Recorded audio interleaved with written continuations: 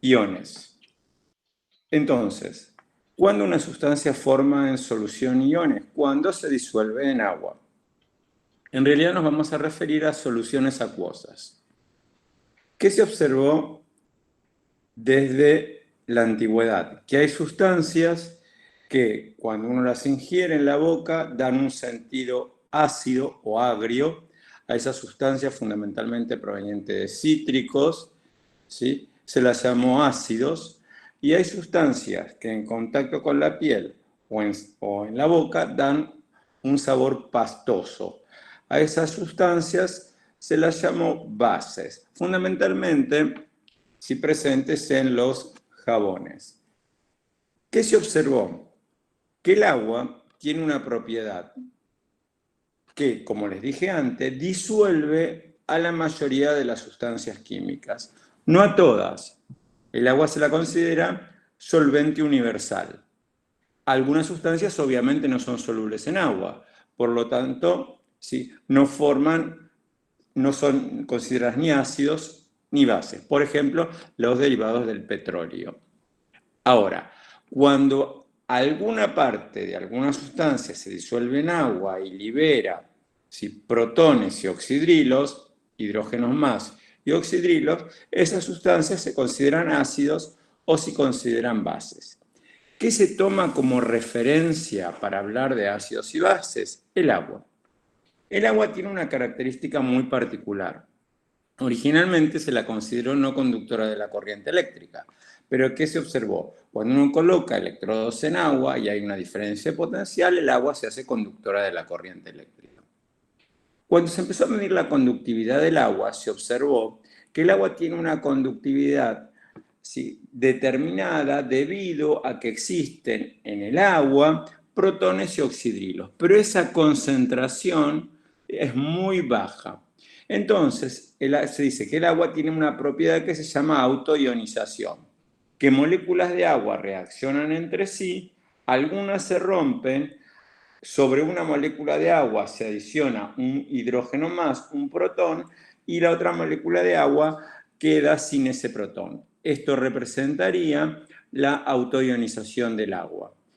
Y se forma, cuando reaccionan dos moléculas de agua, que esto se hace naturalmente, un hidronio, que es hidrógeno 3 más, y un ion oxidrilo. Ahora, esta cantidad de moléculas de agua que sufren este fenómeno es muy baja, del orden de 10 a la menos 7, 1 por 10 a la menos 7 moles por litro. Fíjense lo siguiente, un litro de agua son 55,55 moles. Solamente una fracción muy pequeña, ¿sí?, 1 por 10 a la menos 7 moles, ¿sí?, de moléculas de agua de ese litro se autoioniza. Es decir, la cantidad de hidronios y hidroxilos es muy baja. Entonces, ¿qué se observó? Que uno podía medir esa concentración de protones y de oxidrilos en un litro de agua mediante conductividad eléctrica, mediante resistencia y la inversa, que sería la conductividad eléctrica. Como les dije antes, esa concentración es muy pero muy baja, pero es la que se toma como referencia para el resto de las sustancias. Aquellas sustancias que disueltas en agua tienen una concentración de protones superior a la cantidad de protones que tiene el agua naturalmente, se considera ácido. Aquella sustancia que disuelta en agua tiene una concentración de oxidrilos mayor a las que tiene el agua habitualmente, se la considera base. Es decir, uno puede clasificar las sustancias en ácidos y en bases. Reitero, ácidos y bases cuando están disueltas en agua, porque uno está hablando de soluciones acuosas. Ahora, ese estado normal, esa referencia que uno toma, es el agua a 25 grados, porque ustedes saben que el equilibrio si se puede desplazar con la temperatura. El valor de esa constante de disociación del agua, es decir, lo que nosotros llamamos K-water o KW, que es el producto de la concentración de protones por oxidrilos del agua a 25 grados es 1 por 10 a la menos 14. ¿Por qué decimos 1 por 10 a la menos 14? Porque, como les dije anteriormente, la concentración de protones es 1 por 10 a la menos 7 y la concentración de oxidrilos es 1 por 10 a la menos 7 en el agua pura a 25 grados Celsius. Ese valor que les acabo de dar y de donde sale este valor, 1 por 10 a la menos 7 por 1 por 10 a la menos 7, es 1 por 10 a la menos 14, ¿sí? Es un dato experimental, ¿sí? Y es a 25 grados, que es lo que consideramos condiciones estándar. Entonces, reitero, si la concentración de una solución, ¿sí?, de un soluto disuelto en agua, la concentración de oxidrilos es mayor a la normal, se considera una solución básica, ¿sí? Si la concentración de protones es mayor a la normal, se considera una solución ácida. Y si es igual, se considera que esa sustancia no es ni un ácido ni una base, ¿sí? Por ejemplo, si disolvemos sal común en agua. Ahora, un ejemplo. ¿Cuál es la concentración de iones oxidrilo en una solución de ácido clorhídrico cuya concentración de ion hidrógeno es 0,01 molar? ¿Qué les está pidiendo acá? Bueno, si yo modifico el equilibrio, si agrego protones o agrego oxidrilos en el agua va a acomodar esos valores para que el producto iónico sea la KW 1 por 10 a la menos 14. Es decir, que si yo agrego protones, ¿cómo agregaría protones? Agregando un ácido, porque los ácidos en solución acuosa liberan protones. El ácido clorhídrico tiene una particularidad, es lo que vamos a llamar un ácido fuerte. Los ácidos fuertes son los que están totalmente disociados. Es decir, que si yo agrego 0,01 mol, ¿sí?, en un litro de solución, ese 0,01 mol de ácido clorhídrico va a estar totalmente disociado. Se va a romper la molécula y me va a liberar un protón y un cloruro. Ahora, si agregamos ácido clorhídrico, ¿cómo variaría la concentración de oxidrilos? Entonces decimos, si agregamos 0,01 moles por litro de protones, la concentración de oxidrilos en esa solución acuosa va a ser, y ahí despejamos, si concentración de oxidrilos igual. La concentración de protones que está multiplicando la pasamos dividiendo. 1 por 10 a la menos 14, que es el dato experimental, el KW, dividido la concentración de protones. Por lo tanto, la concentración de oxidrilos va a variar a 7,7 por 10 a la menos 12 molar. Una concentración de oxidrilos muy, muy baja. Por eso, obviamente, vamos a tener una concentración alta de protones. Alta de protones, baja de oxidrilos. Bien, ¿qué ocurre? Si nosotros teníamos que expresar la acidez o la basicidad, la acidez o la alcalinidad, en función de la concentración de protones y de oxidrilos, estos números son números bastante incómodos para manejar. Entonces, los franceses inventaron una función, que es la función P de X. ¿Qué es la función P de X? El menos el logaritmo de un valor determinado. Entonces, nosotros podemos tomar esa función inventada por los matemáticos, P de X, y poner en vez de X, H, siendo H la concentración de protones. Así se establece lo que se llama una medida de acidez, que es una forma de expresar lo anterior, pero con números, ¿sí?, más amigables. Entonces tendríamos que la función pH, siendo pH la medida de la acidez. ¿Por qué decimos de la acidez? Porque los H son los protones. Siempre va a ser el menos el logaritmo de la concentración molar de protones. El pH es el menos el logaritmo de la concentración molar de protones. Pero esta función P puede ser usada para cualquier cosa. Nosotros la vamos a usar para pH, pero uno podría decir POH menos el logaritmo del OH, P de X menos el logaritmo de X, ¿sí? Cualquier función, porque la función P es el menos el logaritmo de algo. Nosotros vamos a usar concentración de protones y vamos a hablar de pH. Hay detectores, sensores que pueden medir digitalmente el pH de una solución acuosa. Uno coloca un sensor en una solución Y si tomamos el agua pura, el indicador nos va a marcar 7, porque el pH del agua se considera 7. ¿Por qué? Porque la concentración de protones en el agua a 25 grados es 1 por 10 a la menos 7. Anteriormente a la electrónica, para esto se usaban indicadores colorimétricos, colores, cintas de papel. Cintas de papel que cuando uno las sumerge en una solución acuosa, si cambian de color. Así teníamos que si nosotros podíamos colocar en esa cinta de papel que se llaman cintas medidoras de pH, en una solución acuosa viraba a cierto color. Y uno sabía si cualitativamente, o mejor dicho, más cualitativamente que con un pHímetro, que es este aparatito, cuál era el pH de una solución. Así teníamos que, por ejemplo, si nosotros teníamos el ácido gástrico, el ácido clorhídrico que tenemos en el estómago, vamos a tener un pH de 1. El jugo de limón un pH de 2. El jugo de naranja un pH 3. El jugo de tomate un pH 4 y así hasta tener al agua pura. Si nosotros tenemos sustancias alcalinas o básicas, el pH va a variar de 7 a 14. La escala está armada para medir pH de 0 a 14.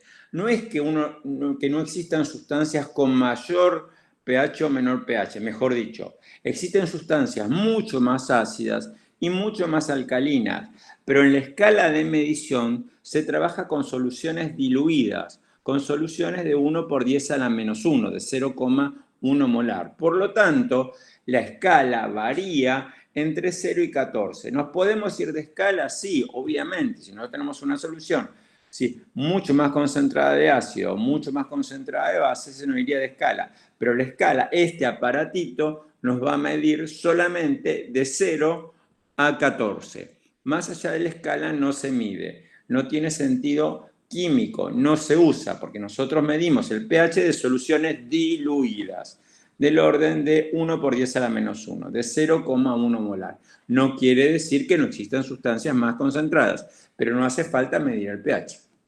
Ahora, nosotros tenemos lo siguiente. Si el pH de una solución, sí que se usan estos medidores, estas cintas medidoras de pH, como el pHímetro anterior, como el aparato, esta cinta que es amarillenta vira al rojo, el pH es ácido. Según el color del rojo, uno la coloca sobre esta ruedita y puede medir pH 1, 2, 3, 4, 5, 6, 7.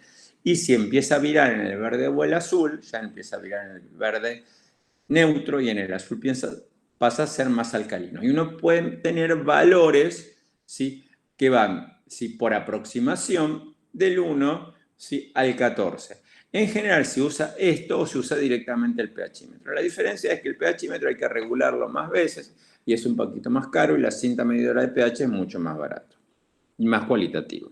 Ahora, como yo les dije anteriormente, nosotros podemos medir pH o también podemos medir pOH.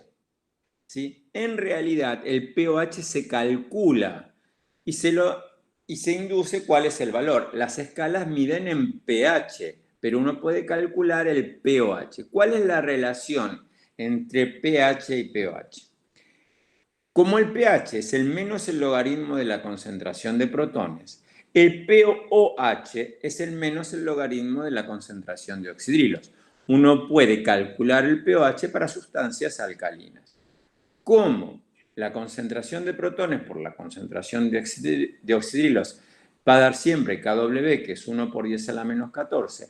Si uno aplica logaritmos a esta segunda ecuación, tendríamos menos, ¿sí?, logaritmo de protones más el logaritmo de oxidrilos igual al logaritmo de KW. Si multiplicamos a todo por menos 1, nos quedaría menos el logaritmo de la concentración de protones más menos el logaritmo de la concentración de oxidrilos, ¿sí?, y menos el logaritmo de 1 por 10 a la menos 14 es 14. Por lo tanto, el pH más el pOH es igual a 14. Entonces, uno teniendo un valor de pH puede calcular el pOH restando a 14 o a la inversa. Entonces, vamos a un ejemplo. El pH de agua de lluvia recolectada en una región noroeste de la ciudad de Buenos Aires en un día normal era de 4,82, ¿sí?, con un pHímetro. ¿Cuál es la concentración de protones del agua de lluvia? Esto es un problema inverso. Nos dan el valor del pH y uno tiene que averiguar la concentración molar. Nosotros sabemos que el pH es el menos el logaritmo de la concentración de protones. Por lo tanto, de ahí podríamos despejar protones. Ustedes lo hacen con la función inversa de la calculadora. Sería 10 a la menos pH, 10 a la menos 4,82. Y ese valor en la calculadora, según el tipo de calculadora que tengan, pruébenlo con este problemita, ¿sí? Intercambiando valores, van a ver que, según la calculadora que tengan, cómo la van a manejar, uno aplica la función inversa del pH y le cambia el signo y nos va a dar 1,5 por 10 a la menos 5. La función inversa. ¿Qué quiere decir? Que si yo colocara este valor 1,5 por 10 a la menos 5 en la primera ecuación como concentración de protones, nos daría un pH de 4,82.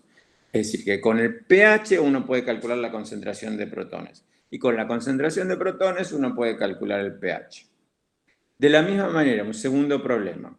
La concentración de oxidrilos de una muestra de sangre es 2,5 por 10 a la menos 7 molar. ¿Cuál es el pH de la sangre? Fíjense, vamos a calcular pH más pOH es igual a 14. Por lo tanto, el pOH, nosotros dijimos, pOH, es menos el logaritmo de la concentración de oxidrilos. Aquí nos dan como dato la concentración de oxidrilos. Por lo tanto, lo que podemos calcular es el pOH. Y luego, ¿sí? Vamos a restarle a 14 para calcular el pH. Entonces, pOH menos el logaritmo de la concentración de oxidrilos. ¿Sí? Menos el logaritmo de 2,5 por 10 a la menos 7. Eso nos va a dar 6,60. Es el valor del pOH. ¿Sí? Recuerden, puedo calcular el pOH, ¿sí? Y luego puedo hacer el valor del pH. Por lo tanto, el pH va a ser igual a 14 menos el pOH. Eso da 7,40. Si se fijan, el pH de la sangre es 7,40. Por lo tanto, en la escala, si el valor es mayor a 7, estamos en la escala alcalina. Por lo tanto, la sangre tiene un pH alcalino, cercano al pH neutro, pero alcalino. Bien, sigamos. Entonces, hasta aquí tenemos qué es el pH y qué es el pOH y cuál es la relación entre ambos. Recuerden que el pH del agua a 25 grados es 7. Vamos a ver qué llamamos electrolitos. Un electrolito es toda sustancia que disuelta en agua libera iones, ¿sí? Y conduce la corriente eléctrica. Por eso se llaman electrolitos. Hay electrolitos fuertes, son aquellos que están totalmente disociados, es decir, cuando yo le coloco un poquito de ese electrolito, una muestra de ese electrolito, una punta de espátula, un cristal, se disocia totalmente. Ejemplo, la sal común, el cloruro de sodio. Si coloco un poquito de sal común en agua y agito, la sal común se disuelve totalmente, obviamente si no llego a una solución saturada. Entonces, cuando la disuelvo, el cloruro de sodio, la sal común, se disocia. ¿Cómo se disocia? El enlace iónico se rompe y se forman sodios más cloruros. Es un electrolito fuerte, está totalmente disociado. Ahora, no todos los electrolitos están totalmente disociados. Hay algunos que están parcialmente disociados. Ejemplo, esta sustancia que es carbono, hidrógeno 3, carbono, oxígeno, oxígeno, hidrógeno, que se llama ácido acético, que es el vinagre. Cuando el ácido acético se disuelve en agua, el ácido acético se ioniza o se disuelve parcialmente. ¿En qué se disocia? En acetatos, libera este último hidrógeno, ¿sí? Y en protones. Entonces, están en equilibrio a 25 grados moléculas de ácido acético sin disociar con iones acetato y protones que provienen de las moléculas de ácido acético que se disociaron. Ese porcentaje de disociación es menor a 100. El electrolito es débil, es menos conductor de la corriente eléctrica que un electrolito fuerte. Entonces, reitero, hay sustancias que en agua están totalmente disociadas, se llaman electrolitos fuertes. Así tenemos que cuando los ácidos están totalmente disociados en agua, se llama ácidos fuertes. Ejemplo, el ácido clorhídrico lo disolvemos en agua formando protones o iones hidronio y cloruros. ¿Por qué pongo iones hidronio? Porque le estoy sumando al agua un protón proveniente del ácido. ¿Sí? Esto se puede escribir el ion hidronio, hidrógeno 3 o más, o directamente el protón, H+, más cloruro, H+, más nitrato, H+, más, ¿sí? Perclorato, H+, más sulfato ácido. Ahora, estos ácidos son fuertes. Cuando agregamos una pequeña cantidad en agua, se disocian, se ionizan totalmente. Pero también tenemos ácidos débiles, como les dije anteriormente, el ácido acético, también tenemos el ácido fluorhídrico, el ácido nitroso, ¿sí? El sulfato ácido o ácido sulfúrico de su segunda disociación, y el agua de por sí también es un ácido, una base débil porque está parcialmente disociada en una fracción mínima. Cuando nosotros indicamos que es un equilibrio, cuando colocamos la doble flecha, como lo hacíamos anteriormente. ¿Cómo ustedes pueden identificar cuáles son electrolitos débiles y electrolitos fuertes, mejor dicho, ácidos fuertes o ácidos débiles, que en particular es lo que nos interesa a nosotros en este capítulo? ¿Sí? Porque ustedes tienen tablas. Van a ver que ahora en la guía, les voy a decir cuál es la página, ustedes tienen una tabla de ácidos débiles y de bases débiles. Los que uno dice que no son débiles, por default, son fuertes. Entonces, los débiles son estos. Los tienen en las tablas. Vamos a trabajar con los datos de tabla. Fluorhídrico, sí, como dije, nitroso, etc. Hay bases fuertes que están totalmente disociadas. Ejemplo, el hidróxido de sodio, el hidróxido de potasio, el hidróxido de bario. Recuerden que nosotros indicamos cuando son débiles la doble flecha porque hay un equilibrio, si está parcialmente ionizado, y cuando son fuertes una flecha simple porque está totalmente disociado o ionizado. Fíjense estos ejemplos. Hidróxido de sodio, totalmente disociado, sodio más oxidrilo. Hidróxido de potasio, totalmente disociado, protón más oxidrilo. Hidróxido de bario, totalmente disociado. Bario 2 más, ¿por qué? Porque pierde 2 iones oxidrilos, más 2 iones oxidrilos. Entonces, las bases débiles están parcialmente disociadas, como dije anteriormente. Vamos a un ejemplo. ¿Cuál es el pH de una solución 2 por 10 a la menos 3 molar de ácido nítrico? Hay que tener en cuenta, como les dije anteriormente, que el ácido nítrico es un ácido fuerte, que está totalmente disociado. Por lo tanto, si nosotros tenemos una concentración inicial, colocamos inicialmente en el instante 0, ¿sí? 0,02 moles por litro de ácido nítrico, en el instante 0 no está nada disociado porque todavía no comenzó a disolverse en agua.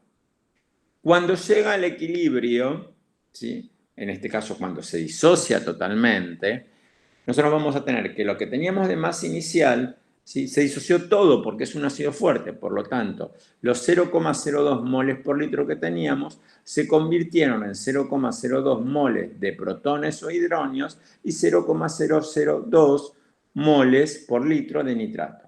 Vamos a calcular el pH. Fíjense que el pH se refiere a la concentración de protones o de hidronio, que es lo mismo. El pH va a ser igual al menos el logaritmo de la concentración de protones o de hidronios, porque es exactamente lo mismo. Entonces, menos el logaritmo de 0,02, si usan la calculadora, 2,7. Entonces, obviamente el pH de una solución de un ácido va a dar un valor entre 0 y 7, en este caso 2,7. ¿Por qué? Porque es un ácido. Ahora, vamos a hacer algo similar para un hidróxido. ¿Cuál es el pH de una solución 1,8 por 10 a la menos 2 molar de hidróxido de bario? Tengan en cuenta que el hidróxido de bario es un hidróxido que se disocia totalmente, es una base fuerte. Pero por cada hidróxido de bario vamos a tener un ion bario, 2 más, y 2, por este subíndice 2, iones oxidrilos. Por lo tanto, si inicialmente tenemos 0,018 moles por litro, ¿sí?, de hidróxido de bario, inicialmente tendremos de productos 0 y 0, pero al final vamos a tener 0,018 porque todo el hidróxido de bario se disoció, y vamos a tener el doble dioxidrilo, porque por cada hidróxido de bario se me va a generar 2 moles de oxidrilos. Entonces duplicamos. Por lo tanto, el pH sería igual a 14 menos el pOH. ¿Por qué estoy calculando en este caso pOH? Porque es un hidróxido. Entonces será 14 menos el logaritmo de 0,036. Ese valor, ¿sí?, da 12,6. Sigamos. Profe, perdón, Ácidos una de... consulta. Sí, ¿Cómo te das cuenta si es una base o un ácido? bien. Los ácidos vos los vas a tener una tabla. Vamos a la guía de ejercicios. ¿Sí? En la tabla de ácidos y bases, ahora les digo la página 68, tenés una lista donde te figuran los ácidos y las bases, pero te das cuenta intuitivamente, más simple, porque los ácidos van a comenzar generalmente con una letra, con un hidrógeno, ¿sí? Ácido nítrico, ¿sí? Y los hidróxidos tienen grupos oxidrilos, OH. Pero además en los problemas ya les voy a decir cuándo es un ácido, cuál es una base. Ejemplo, le voy a decir, el ácido nítrico, ¿sí?, el hidróxido de sodio. Las bases son OH y los ácidos los vamos a numerar. Y la lista la tenés en la página 68. Y si ¿Sí? es fuerte o débil, eso también lo aclara en la En página. la página 68, así es. Tenés la lista de ácidos débiles. A ver, vamos a buscar página 68. ¿Sí? Ácidos, fíjense, ácidos y bases. Ahí tenemos constante de equilibrios de ácidos y bases, K sub A y KB, en soluciones acuosas. Constantes de disociación de ácidos. Entonces tenés la lista, fíjense, estoy en la página, a ver, página 60, numéricamente la 68 de la guía. Dice, la tabla de constantes y tenemos ácido acético, da el valor de la Ka, ácido benzoico, papá. Ácido clorhídrico, muy grande. Ese muy grande, ¿qué quiere decir? Que es un ácido fuerte. ¿Sí? Cloroacético, fenol, fluorhídrico, da los valores de las constantes. Ácido nítrico, muy grande. ¿Sí? Eso quiere decir que es un ácido fuerte. Los que son débiles tienen el valor de la constante. Ácido perclórico, muy grande, ácido débiles. Ahí tenés la lista de los que tienen más de un protón, ¿sí? Y tenés la lista de las bases, con las Ka. Pero tenés las bases, ¿sí? ¿Cuáles son? En el caso de las disociaciones, una de las preguntas sería, ¿cómo me doy cuenta cómo es la disociación?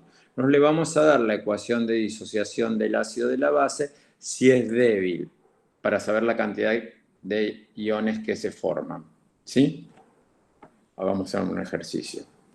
Entonces, el hidróxido de bario, ya dijimos que de ese caso. Vamos a un ejemplo de un ácido débil.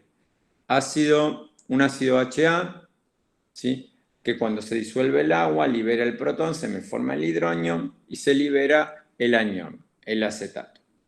En general, nosotros podemos plantear la constante del ácido como Ka, que es productos, concentración molar de productos, el producto de la concentración molar de productos sobre concentración molar de reactivos.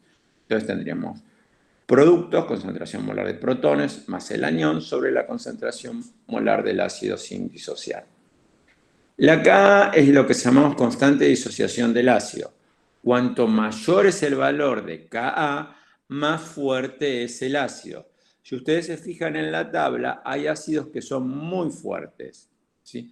Por ejemplo, ¿sí?, más allá de los fuertes, que dice constante muy grande, van a tener algunos ácidos fuertes como, ¿sí?, el ácido, fíjense, valores altos de Ka. El ácido fluorhídrico de los ácidos débiles tiene una constante bastante alta. El ácido iódico tiene una constante de 1,7 por 10 a la menos 1. Cuanto más grande es la Ka, más fuerte es el ácido. Hasta los ácidos directamente fuertes, que dice constante muy grande. Entonces, dice, ¿cuál Profe, es? para calcular la constante A, ¿no había que, en la fórmula que dice ahí, elevar al cuadrado, de acuerdo, elevar al cuadrado, elevar el, el... Para calcular la constante de equilibrio hay que elevar la concentración molar al correspondiente coeficiente estequiométrico. Sí, en este caso las relaciones son 1 a 1. Vos estás diciendo de la ley de acción de masas. Ah, ok. Respuesta, sí. Sí, lo que pasa es que en estas relaciones que yo les estoy planteando son relaciones 1 a 1, por lo tanto no estoy elevando a ningún coeficiente porque no tenés ningún coeficiente delante de la ecuación. ¿Sí? Bien. ¿Cuál es el pH de una solución 0,5 molar de ácido fluorhídrico a 25 grados? El ácido fluorhídrico, hidrógeno flúor, está en equilibrio con protones y fluoruros en solución acuosa. Planteamos la Ka.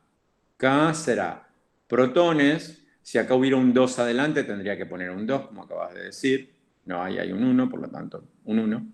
Fluoruro sobre concentración de fluorhídrico. Este valor, que es un dato de tabla, 6,8 por 10 a la menos 4.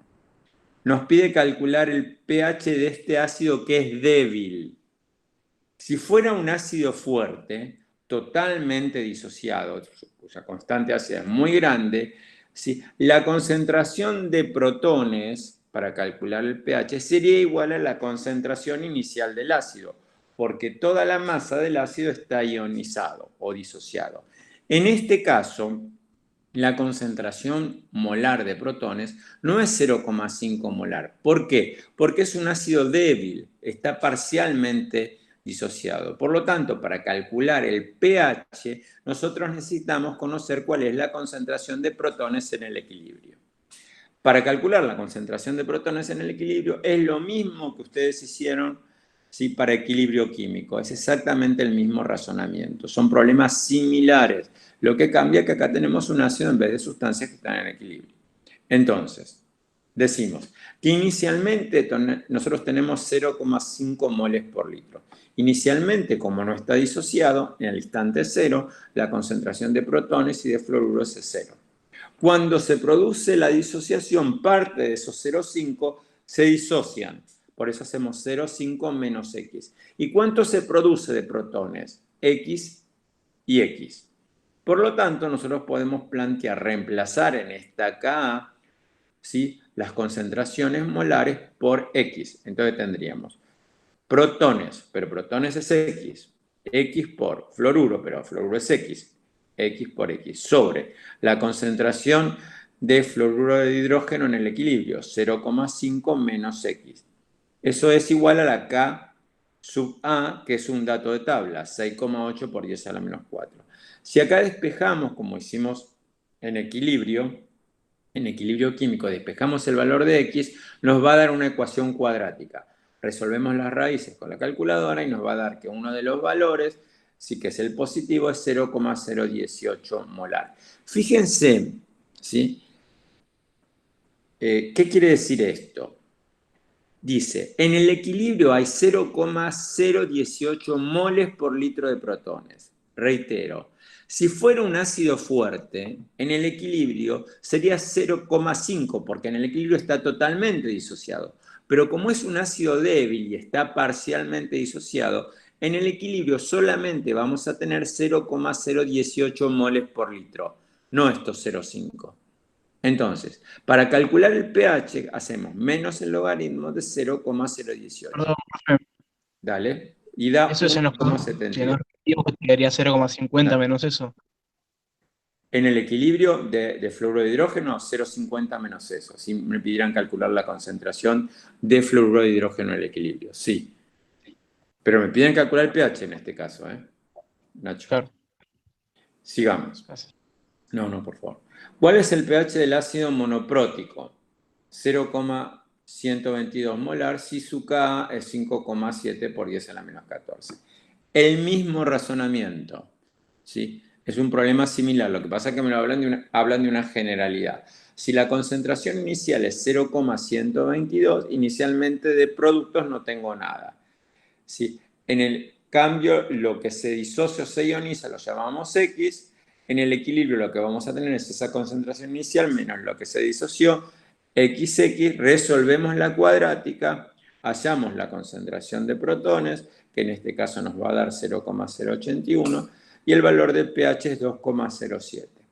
Fíjense que estamos hablando de un ácido monoprótico, quiere decir que tiene un solo protón, cuya concentración inicial es 0,122, ¿sí? Molar. Obviamente, si fuera un ácido fuerte, para calcular el pH tendría que usar directamente este valor, 0,122.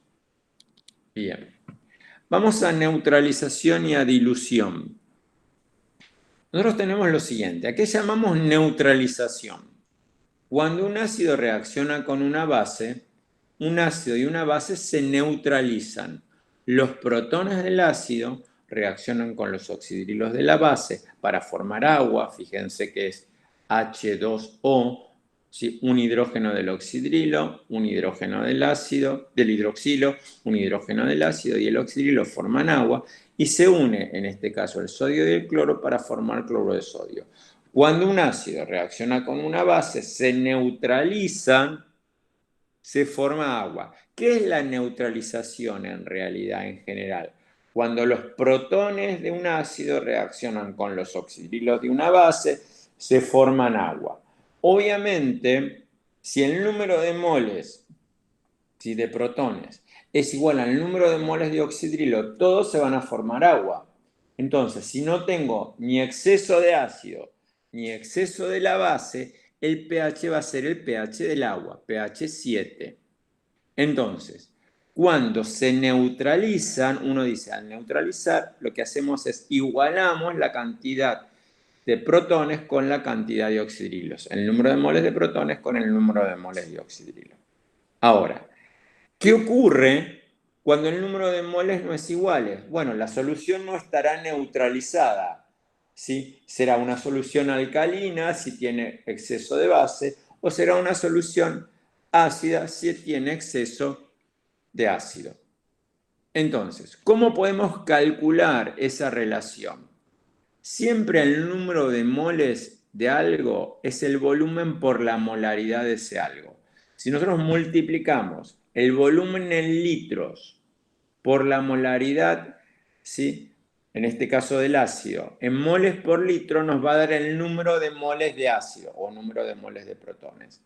Si multiplicamos volumen por molaridad de la base, ¿sí? Nos va a dar el número de moles de la base. Siempre volumen por molaridad, en el caso de ácidos o bases, sí que tienen un protón y un oxidrilo, sí, va a ser volumen por molaridad el número de moles.